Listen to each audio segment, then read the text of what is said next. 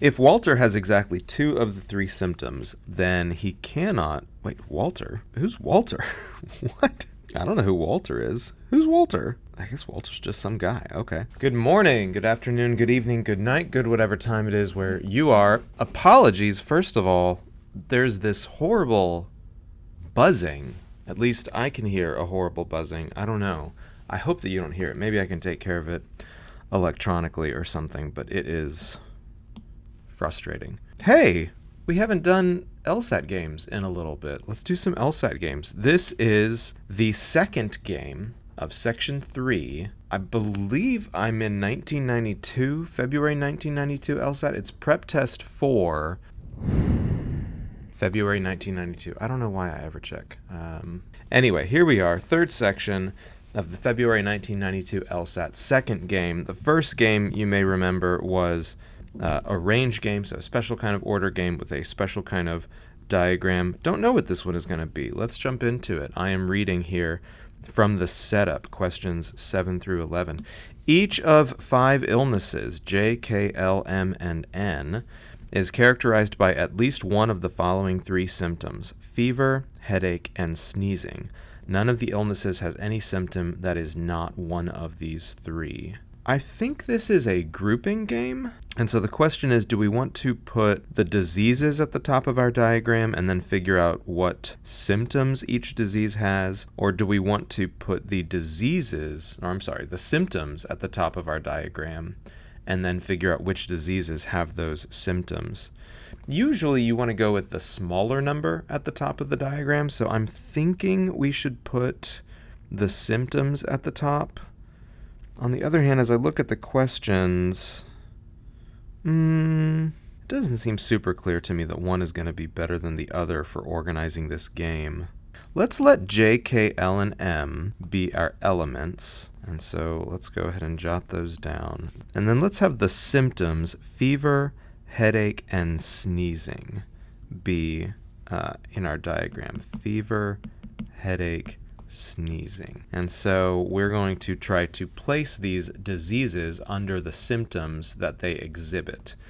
You could, of course, have multiple things, and they could appear in multiple places. So this is what we call a grouping game, where we can reuse the elements, and those tend to be a little bit tougher. So I'm thinking probably this is not actually the second hardest game in this section. I bet if we jumped ahead we could find an easier game than this one, but we're going to go ahead and attempt it anyway and see what happens. I think that's good for our diagram. Let's jump into the clues. Illness J is characterized by headache and sneezing. Now, does that mean that it's only characterized by headache and sneezing? I don't think it, strictly speaking, has to mean that, but the next clue is going to tell us that it does in fact mean that. So I'm going to put J under H and S, above H and S, because this is where we keep our clues and deductions and whatnot. And then the next one says illnesses J and K have no symptoms in common.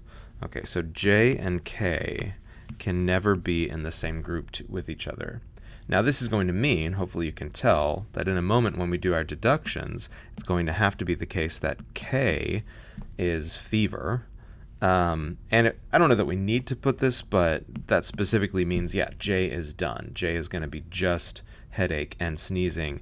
And of course, in the same way, K cannot be either headache or sneezing. K is only fever. But we're getting a little bit ahead of ourselves. Let's keep going through the clues. I'm looking now at the third clue. Illnesses J and L have at least one symptom in common. Ooh, how do I want to represent this?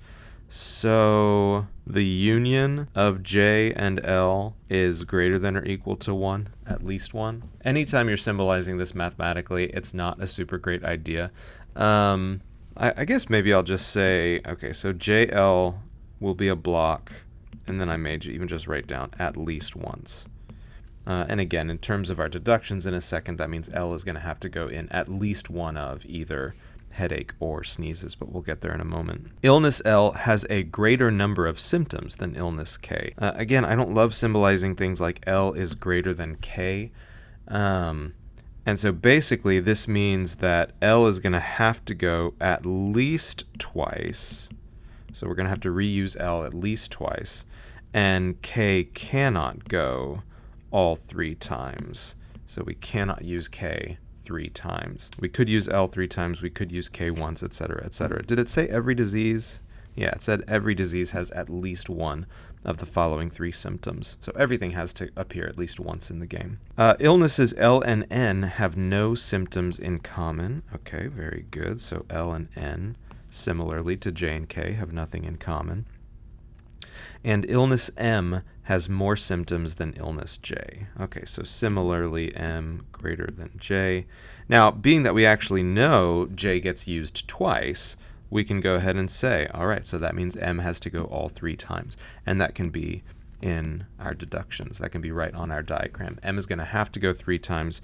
J is going to have to go twice. So that clue is taken care of. We know L has to appear with J at least once. So L is going to have to go in at least one of H or S. It could appear in all 3. K can only... Oh, wait. So K, we actually know how many times K is going to go, right? So I said here that K can't go 3 times, which is true. But in fact, we know K only goes once.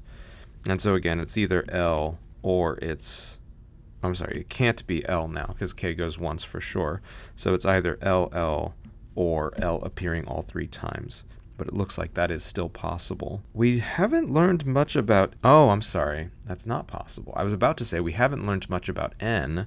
And so I quickly peruse the clues, and I do see, oh, L can't go with N. So in fact, L can't go all 3 times because N is going to have to go somewhere. And so it's going to have to be L appearing twice. Now, whether that ends up being both headache and sneezing, or if L could end up over here in fever, we don't know for sure. We just make sure that L and N never appear together. I think that's pretty good for deductions. It also makes me feel pretty good about my diagram. This is making sense.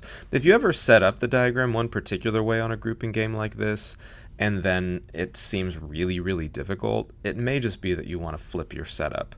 And so if I was having trouble, I guess I did have a little trouble symbolizing these clues, but if I was having trouble symbolizing the clues, or certainly if I'm having trouble answering the questions, I may want to try just flipping my diagram around, which in this case would mean that the diseases go at the top of the diagram, and then the symptoms become the elements. But I'm pretty happy with how this is going. I think we should go ahead and jump into some questions. 7 just looks like your typical general question. We don't want to begin with that. 9, it looks like, is our first specific question that gives us some new information we can work with. If illness L is characterized by a combination of symptoms different from any of the other illnesses, which of the following statements must be true? So basically, we can't have L appearing exactly the same places that anybody else appears. So let's bring down what we already know. We've got K. This is number 9.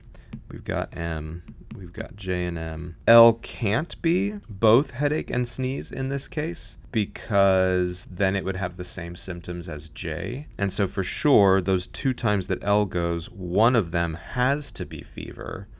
And then either it'll be JML, I guess let's go ahead and set up a second possibility, or it'll be JML in sneezes. N can't go wherever L does go. And so in this case, that means N is going to be with sneezing. Over here, N is going to be with headache. Let's see. So in this case, we've taken care of M all 3 times. We've taken care of L twice. We've taken care of J and K. J and K are actually always done.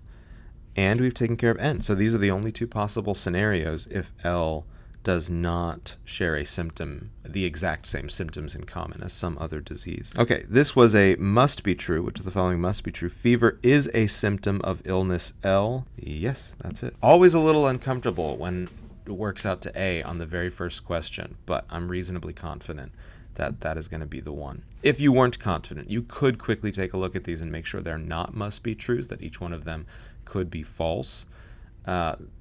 But you really want to get out of that habit. That's a waste of time. If we've done this correctly, that's our must be true, right? Next specific question, looks like number 11, gives us some information we can work with. If Walter has exactly... oh gosh, I need a coffee break. Got something at the back of my throat. Wouldn't it be crazy if like a frog came out of my mouth right now? That'd be wild. It's not going to happen. If Walter has exactly 2 of the 3 symptoms, then he cannot... Wait, Walter? Who's Walter? What? I don't know who Walter is. Who's Walter? I guess Walter's just some guy. Okay. If Walter has exactly 2 of the 3 symptoms, then he cannot have all of the symptoms of blank, which illnesses. Okay, that's kind of an interesting way to phrase that. So something like N immediately occurs to me because N only has one symptom. I don't know which one it is for sure, but like on the last one, it was either sneezing or headache. K definitely only has one symptom. It's always fever. But if he has two symptoms, if Walter has, say, fever and headache, he does have all the symptoms of K. He just has additional symptoms as well. I think cannot have all of the symptoms. Yeah, I don't know. Maybe we need to go through this one at a time just to make sure.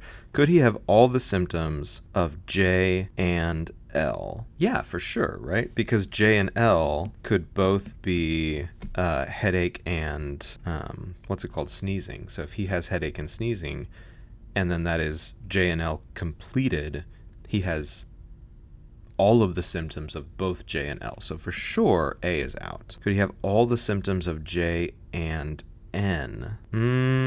Well, again, we know where J goes.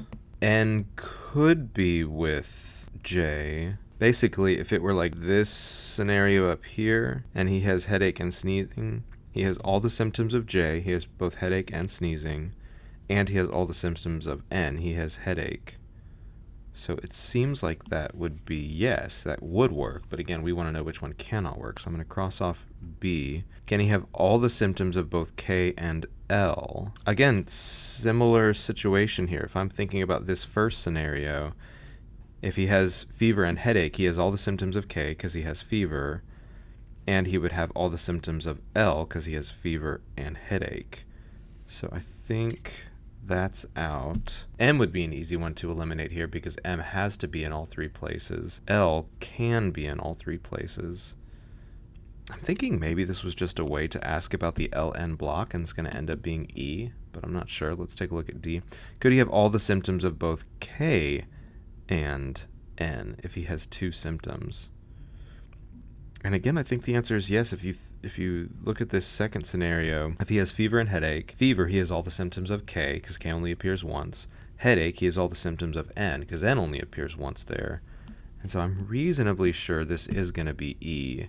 Is there any way we could give him all the symptoms of L and N? No, because they're mutually exclusive, right? So L is going to appear twice. If those were his two symptoms, they could not be the symptoms of disease N because N can't appear in the same places that L does. It can't have the same symptoms that L does. So I may have overthought that one. That might have really just been a question about the LN block. It's a little bit strange for a single specific question to really be answerable by only a single clue. So in my defense, that's a little bit weird. But I think maybe I just overthought that. All right, unfortunately, the other thing that makes this game hard is the rest of it is general questions. So again, I'm really not feeling like this is the second hardest game in the section. We probably would not want to have done this second. Let's jump into number 7. Which one of the following statements must be false? Illness J has exactly two symptoms. No, that's definitely true, right? Illness K has exactly one symptom. Again, that's definitely true. That's one of our deductions. Illness L has exactly two symptoms. That could be true. Yeah, because that was true on number 9. And so again, if it could be true, we get rid of it. Illness M has exactly 3 symptoms. Well, that's definitely true, so we should cross off D. It's got to be E. Now again, we don't need to know why it has to be E if we've crossed off A, B, C, and D for good reasons. But you should be able to tell it's about that LN clue. L definitely appears twice. L and N never appear together, so N has to appear once. Cannot possibly appear twice, so that's E. Number 8, in which one of the following pairs could the first member of the pair be characterized by exactly the same number and types of symptoms as the second member of the pair? What a weird question. Order matters on this question. In which one of the following pairs could the first member of the pair be characterized by exactly the same number and types of symptoms as the second member of the pair? So for example, J could be characterized by everything that characterizes M. So J and M would work here as an answer. But M and J would not, because M is not characterized by all the same symptoms that J is. M gets used in more places, basically. Again, for sure, if we see J and K or L and N, we can get rid of those, but unfortunately, we do not. J and N. Well, N only appears once and J appears twice, so that does not work. We can get rid of A. In fact, anywhere that N appears second, we can go ahead and get rid of, because again, N only appears once, everything else appears Oh, well, K could. Whoops. M and N, J and N are no good because J and M both appear more than once. K actually only appears once, so that one could end up working. Yeah, so we'll keep that. K and L, could K be characterized by everything that L is characterized by? I don't think so, because L is going to have to be somewhere that J is, and K and J cannot be together. K be characterized by the same number and types of symptoms? No, that's not possible. K and N, I actually think that's going to work. They could both appear once. Could they both just appear in the same spot? So let's try it out. We know M is there, of course. Could we put K and N in fever? That would mean that J and L would have to go together in H and S, and of course M goes there as well. L has been used twice, J has been used twice, M has been used all 3 times, K and N both appear once. Yeah, I think it's going to be C. So again, we want to be in the habit, if we've found one that works, we pick it and we move on. Only one more question. Number 10. The illnesses in which of the following pairs must have exactly one symptom in common? Exactly one. So it can't be J and L, because J and L could have 2 in common. J and M have to have 2 in common because M appears everywhere. J and N must have exactly one symptom in common. Well, no, because this scenario we just worked out, they didn't have anything in common. So I don't think so. K and L? No, I don't think so. M and N? Yes. M appears everywhere. N has to appear exactly once somewhere. And so, yes, that's the one. It's got to be E. Okay. E, C, A, E, E. I don't even remember what it was. E, C, A, E, E. That sounds right to me. E, C, A, E, E. E, C, A, E, E. Awesome. We got them all right. It's always nice. Okay, so there you have it. Another grouping game. I don't think this is the first one we've done like this, but it is the first one in a while. A grouping game where we can reuse the elements. Probably we could have set it up the other way around, but I'm reasonably happy with how it worked out this way, so I don't think there's a reason we had to set it up the other way around. As always, I'm trying to work through these games one a day, like a vitamin. But I'm starting way back from, 1991, 1992. So if there is a more recent game that you would like me to take a look at, throw it into the comments down below. Otherwise, I will see you all next time.